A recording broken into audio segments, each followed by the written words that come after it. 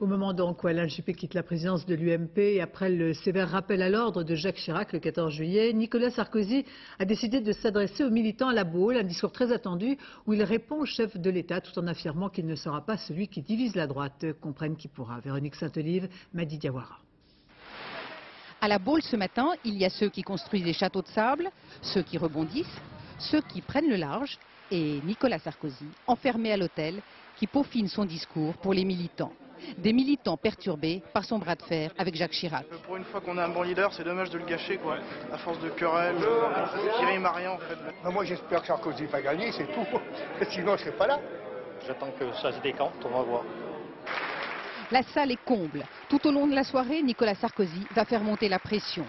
Après un hommage rapide à Alain Juppé, qui vient d'annoncer sa démission, le ministre des Finances répond directement au président de la République. Un homme politique digne de ce nom, c'est quelqu'un qui ne marchande pas sa liberté de penser. Et cette liberté de penser, elle n'a rien de contradictoire avec l'impératif de la cohésion gouvernementale. Sans liberté de penser, il n'y a pas de liberté d'agir. Et sans liberté d'agir, il n'y a pas d'action efficace. Au premier rang, son fils Louis et sa femme Cécilia. Nicolas Sarkozy enfonce le clou, il ne mènera pas la guerre contre le président de la République. Au contraire, il se veut rassembleur dans sa famille politique.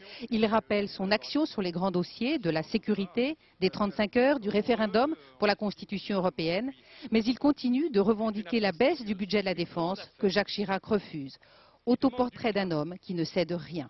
Car les enjeux sont immenses. Nicolas Sarkozy va-t-il prendre la présidence de l'UMP pour préparer les présidentielles ou va-t-il rester au gouvernement pour valoriser son action avec nécessité de la mettre un peu en sourdine?